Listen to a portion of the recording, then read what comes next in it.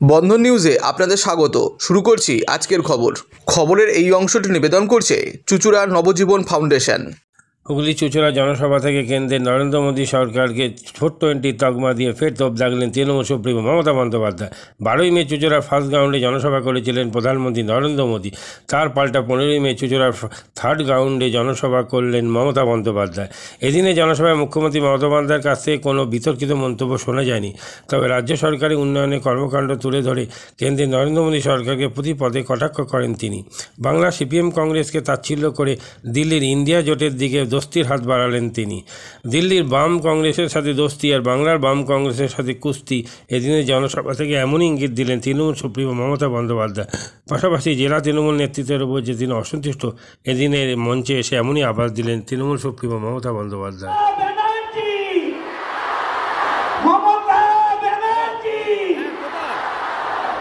দেখেছেন আজকে এমন চিৎকার করছে আমাকে শুনিয়ে, কিন্তু আগে চিৎকার করতো না। এই চিৎকারের মতো চিৎকার করলে অনেক কাজ হয়। আমাদের প্রার্থী আমার প্রিয় রচনা ব্যানার্জি, অসিত মজুমদার মানে ছোট তপন এখানকার এমএলএ, বড় তপনও এমএলএ, অসীমা পাত্র বিধায়ক, অরিন্দম গুই জেলার সভাপতি ও বিধায়ক, ইন্দ্রনীল সেন, বেচারাম মান্না, স্নেহাশিস চক্রবর্তী, রত্না দেনাও, রঞ্জন ধরা, শুভদীপ মুখার্জি, মনোজ চক্রবর্তী, কত নাম বলবো আর, প্রদীপ ভাস্কর, শুক্লা চ্যাটার্জি, তাপস চক্রবর্তী, অমিত রায়, পার্থ সাহা, নিহার মণ্ডল, আদিত্য নিয়োগী, রাম চক্রবর্তী, অশোক দাস সহ উপস্থিত জেলা, ব্লক, রাজ্যের ফ্রন্টাল অর্গানাইজেশনের সকলে এবং আমার প্রিয় মা, ভাই ও বোনেরা, এত ঝড় জলের মধ্যেও আজকে ঝড় জল নেই, কিন্তু কখনো রৌদ্র কখনো বৃষ্টি। এত রৌদ্রের মধ্যেও বিজেপিকে হারাতে গেলে একটা সিট আমাদের কাছে খুব গুরুত্বপূর্ণ মনে রাখবেন। এবার যদি বিজেপি ক্ষমতায় আসে দিল্লিতে, তাহলে আপনারও অস্তিত্ব থাকবে না, আমারও অস্তিত্ব থাকবে না, সাধারণ মানুষের অস্তিত্ব থাকবে না, তপশিলীদেরও থাকবে না, আদিবাসীদেরও থাকবে না, কৃষকদেরও থাকবে না, মজদুরদেরও থাকবে না, মা বোনেদেরও সম্মান থাকবে না। আর চাকরি বাকরি ভুলে যায়, চাকরি বাকরি ওরা দেয় না। নির্বাচনের আগে একটা রাজনৈতিক দলের কাজ কি? নির্বাচনের আগে লক্ষ্মীর ভান্ডার করবো যদি আমরা জিতি। আমরা করেছি মা বোনেরা, আমরা বলেছিলাম আমরা জিতলে বিনা পয়সায় রেশন দেবো, আমরা দিচ্ছি। আমরা বলেছিলাম কৃষকরা বছরে 10,000 টাকা করে পাবে তার কৃষিকাজ করবার জন্য, আমরা দিচ্ছি। আমরা বলেছিলাম 10 লাখ টাকা করে স্মার্ট কার্ড করব স্টুডেন্টদের জন্য, ওটাও আমরা করেছি। আর বলিনি না বলে অনেক কাজ করেছি, যেমন ধরুন সবুজ সাথী সাইকেল সবাই পান, ছেলেরা মেয়েরা গভর্নমেন্ট স্কুলে সবাই পান। তাতে আমাকে 50% টাকা দিতে হয়, আর সব জায়গায় ট্রিটমেন্ট পাবে না, আর সবাই কার্ডটা পাবে না। যার একটা স্কুটার আছে সেও পাবে না, যার একটা বাইক আছে সেও পাবে না, যার একটা টিভি আছে সেও পাবে না। এগুলো তো মিনিমাম জিনিস আজকের দিনে। তাহলে সেই কার্ড কেন আমি করবো? আমরা নিজেদের ক্ষমতায় স্বাস্থ্যসাথী কার্ড করে নিয়েছি। কাজেই মোদীবাবু যেটা বলছেন 70 বছর পরে আমি চিকিৎসা দেবো। বলুন আপনার নিজের বয়সটা কত হয়েছে একবার গুনে দেখেছেন? 70 বছর পর চিকিৎসা দেবেন? আর ইলেকশনের সময় কথা কেন বলছেন, আগে বলেননি কেন? ইলেকশনের আগে বলার থাকলে আগে করেননি কেন? আমরা তো যতগুলো করেছি আগে করেছি। ইলেকশনের সময় বললে সেটা কোড অফ কন্ডাক্ট ভাঙা হয়। मोदी बाबू अपनी कोड ऑफ कॉन्डक्ट भांगचेन और बोलता है मोदी का गारंटी बिना पैसा गैस, बिना पैसा गैस गारंटी माने 420। प्रचार बाबूर गारंटी विद्युतेर बिल दीते होबे ना, नम्बर 1 420। बिना पैसा जल दिच्छे एकेबारे 420। बिना पैसा इलेक्शन दिच्छे एकेबारे 420। प्रत्येकटा काजे मिथ्ये कथा बोलछे, भावता दिच्छे। एमनकि रवींद्रनाथ ठाकुरेर फटो चेने ना, उल्टो करे रवींद्रनाथ ठाकुरेर फटो निये बोलछे आमि बांगलार नेता। আবার অ্যাডভার্টাইজমেন্ট দিয়ে বলছে ও তো বাংলা কা নেতা है। ভাই বাংলা দুর্ভাগ্য কোনোদিন হবে না, ওই রকম নেতাকে বাংলা কোনোদিন গ্রহণ করবে না। বাংলার নিজস্ব সংস্কৃতি আছে। আমাদের এখানে নন বেঙ্গলি যারা আছে আমরা সর্বসম্মান দিই তাদের। তারা এখানে থাকেন, এখানে ব্যবসা করেন, এখানে খাওয়া দাওয়া করেন, কিন্তু তাদের কখনো কোনো অসুবিধা হয় না।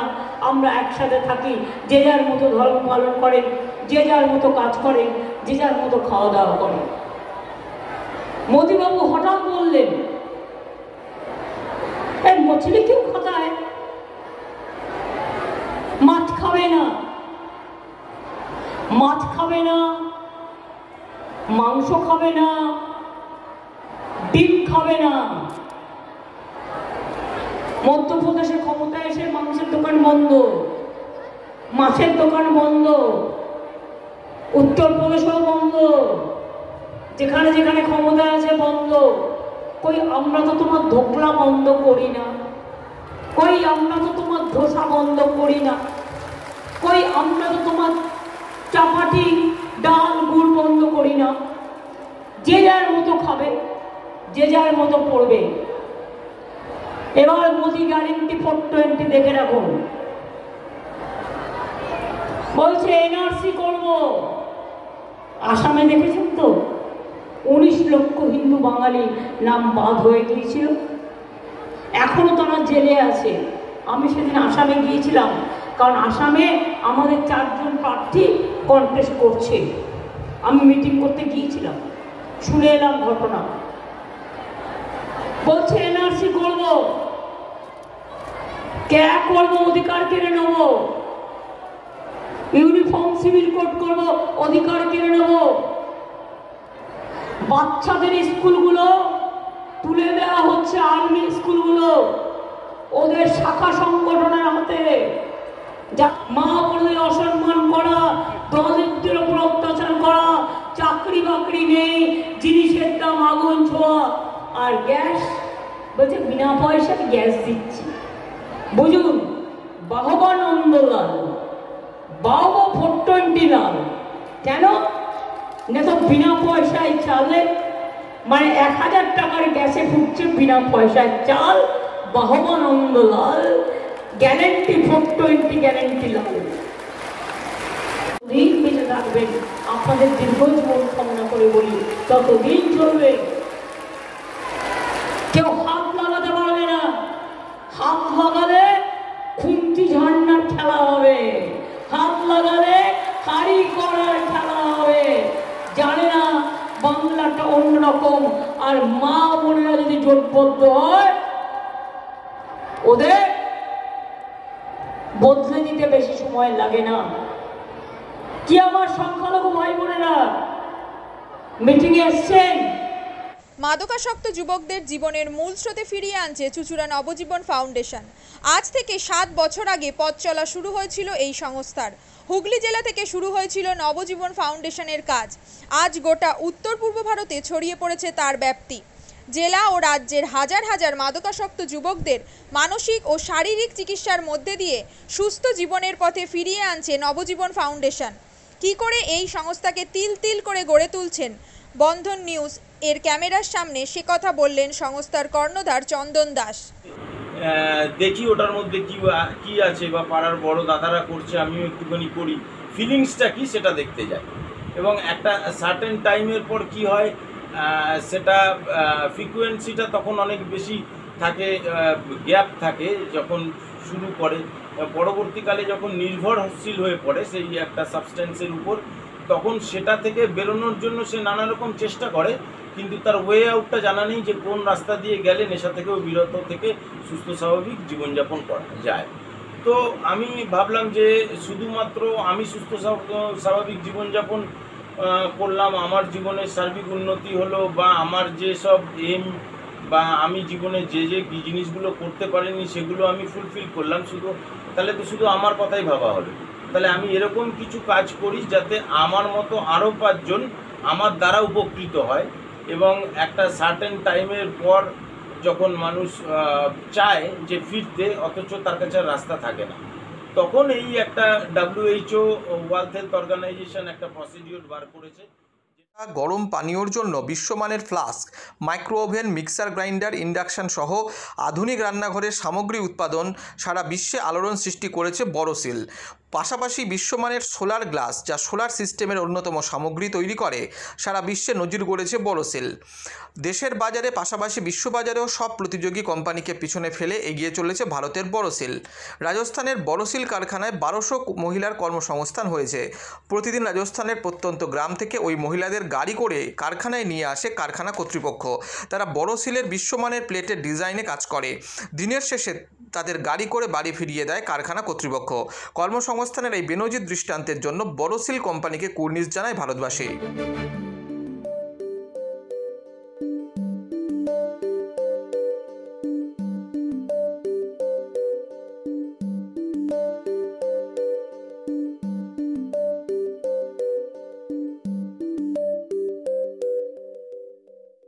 At Borosil, our products touch our customers' lives in many ways. Our philosophy is simple: understand the evolving needs of our customers and deliver solutions to meet them.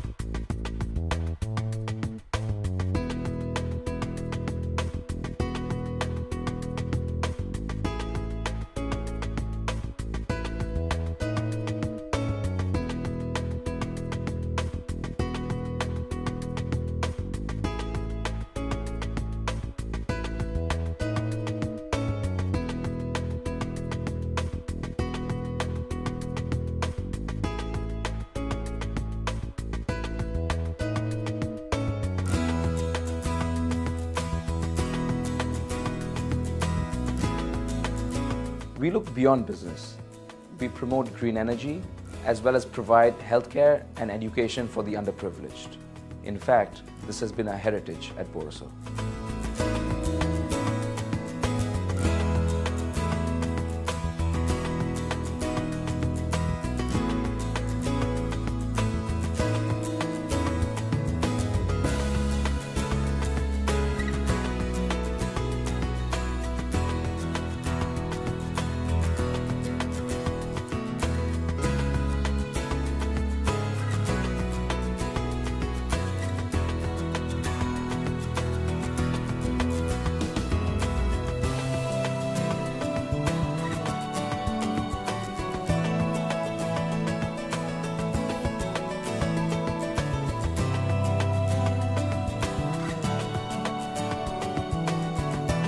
Our products are developed with innovation and thought. It is technology emboldened by the human spirit.